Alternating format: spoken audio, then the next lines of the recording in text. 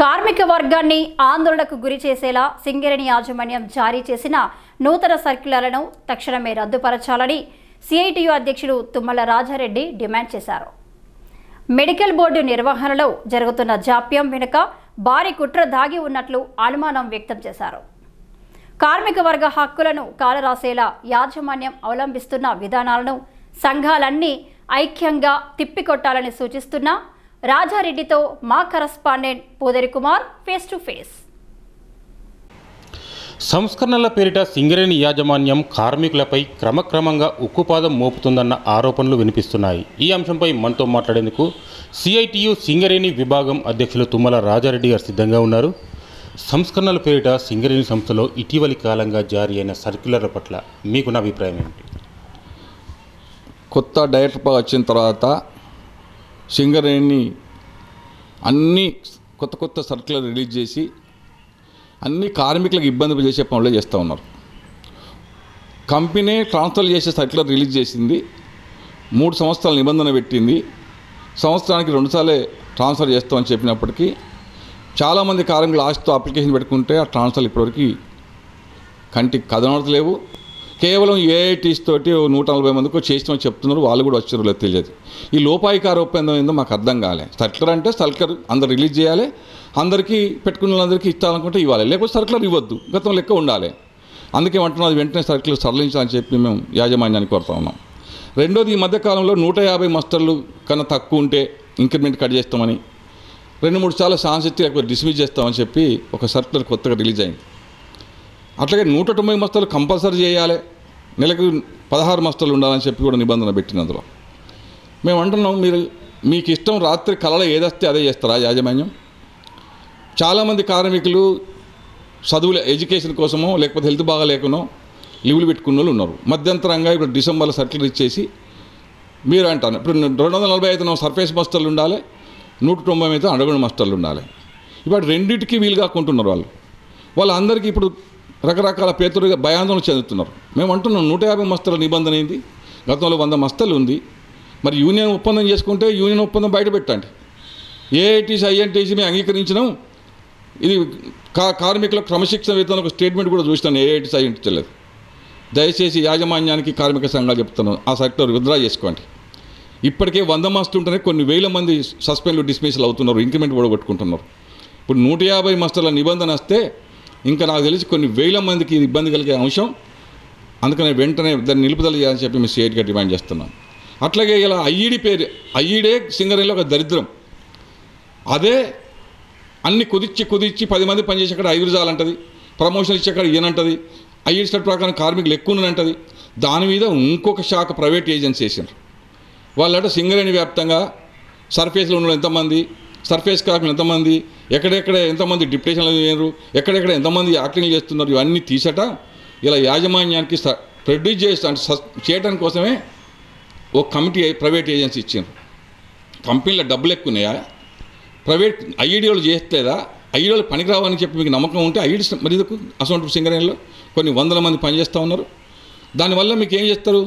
ఇలా సర్ఫేస్లో ఉన్నారనో రకరకాల కారణాల చేత వాళ్ళందరినీ మీరు ఏం చేయదలుచుకున్నారో చెప్పాలని కోరుతున్నాం.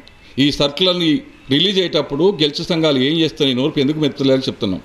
అందుకనే ఇట్లాంటి కార్మికులను ఆందోళన పరిచి కార్మికులకి అశాంతి కొలిపే సర్క్యులర్ ఇచ్చేసి కంపెనీని అయోమయ పరిస్థితి చేద్దు. మీరు మాకు అర్థమవుతుంది, రకరకాల కొత్త సర్క్యులర్ తీసేసి కార్మికులను ఇబ్బంది పెట్టి ఏవైతే నరేంద్ర మోడీకి వచ్చే కొత్త చట్టాలు మెల్లమెల్లగా షాప్ కింద నీళ్ళలాగా అమలు చేయడం కోసం యాజమాన్యం కసరత్తులు చేస్తున్నట్టు మాకు అర్థమవుతుంది. అందుకే అన్ని కార్మిక సంఘాలు ఒకటే ఉండాల్సిన అవసరం ఉందని చెప్పి మేము భావిస్తూ ఉన్నాం. మెడికల్ బోర్డు నిర్వహణ పట్ల జరుగుతున్న జాప్యం అనేక సందేహాలను వ్యక్తం చేస్తోంది. అంటే సంస్థలో ఉద్యోగాలకు ఉద్వాసన పలికే కుట్ర కూడా జరుగుతుందన్న ఆరోపణలు వినిపిస్తున్నాయి.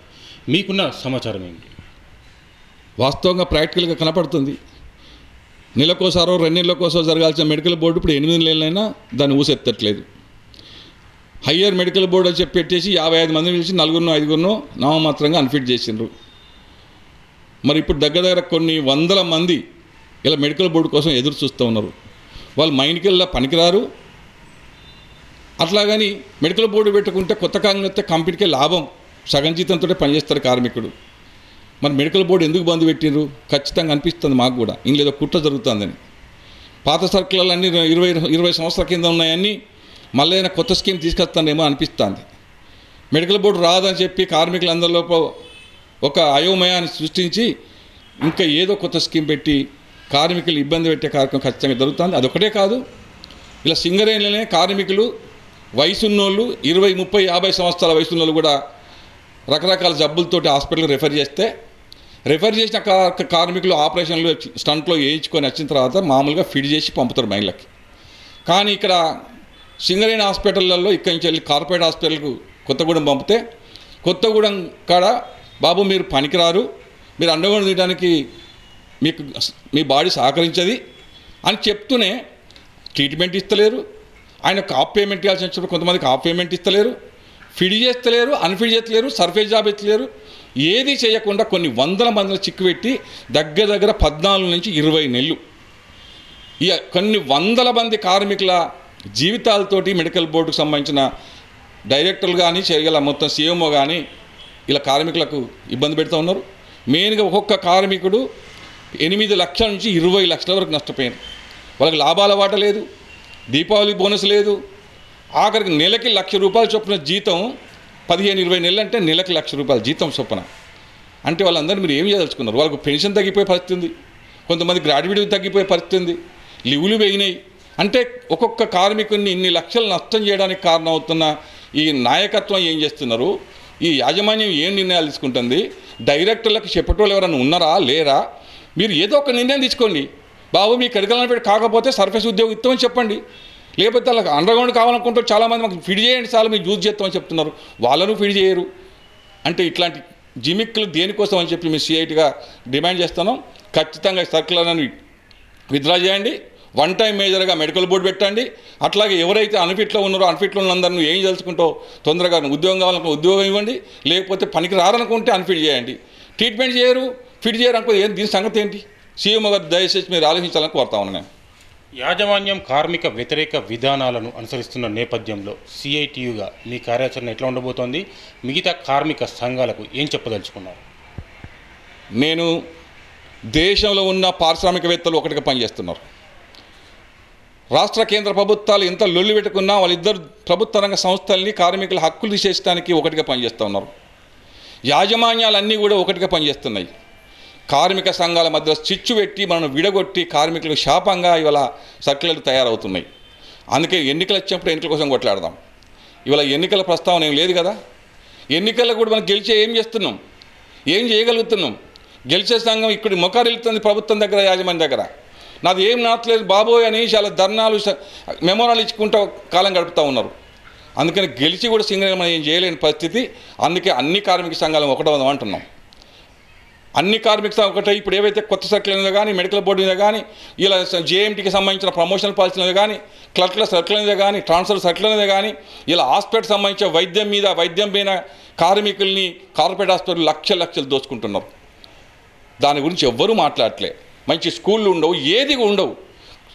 ప్రధానంగా నివాస ప్రాంతాల సమస్య జటిలంగా ఉంటే ఇలా సంతింటి కార్యక్రమం మొదలుపెట్టమంటే కమిటీ వేసినారు. ఆ కమిటీ ఎక్కడ పోయిందో తెలియదు, ఆ కమిటీలో ఎవరు ఉన్నారో తెలియదు. మరి దేనికోసం ఇంత మనం అందరం కార్మిక సంఘాలుగా ఉండి, అందుకే కార్మికులలో కార్మిక సంఘాల మీద తీవ్రంగా వ్యతిరేకత వస్తుంది. అందుకే ఆ వ్యతిరేకత మనం ఇప్పటికే ముళ్ళగట్టుకొని ఈ మధ్యలోనే కొంచెం కార్మికుల మెప్పు పొందినాం. అందుకనే మళ్ళీ వెనుకకు పోయి కార్మిక సంఘాలను చూస్తూనే బాగా తరిమే పరిస్థితి రాకుండా ఉండాలంటే ఖచ్చితంగా అన్ని కార్మిక సంఘాలు ఒకటై యాజమాన్యానికి ప్రభుత్వానికి హెచ్చరిక ఎక్కువ సమయ నోటీస్ ఇచ్చేసి మన హక్కులు సాధించుకోవాలని చెప్పి సిఐటిగా డిమాండ్ చేస్తా ఉన్నాం. Thank you. సింగరేణి సంస్థలో ఉద్యోగుల తగ్గింపు, నూతన ఉద్యోగాలకు ఉద్వాసన పలికేందుకు అంతర్గతంగా కుట్రలు జరుగుతున్నాయని ఆరోపిస్తున్నారు సిఐటియు సింగరేణి విభాగం అధ్యక్షులు తుమ్మల రాజారెడ్డి గారు. బాధ్యత గల కార్మిక సంఘాలు ఇలాంటి కుట్రలను తిప్పికొట్టేలా కలిసికట్టుగా ముందుకు సాగాల్సిన అవసరం ఉందని ఆయన సూచిస్తున్న పరిస్థితి. కెమెరా పర్సన్ శ్రీనివాస్తో కుమార్, సిటీ న్యూస్, గోదావరికని.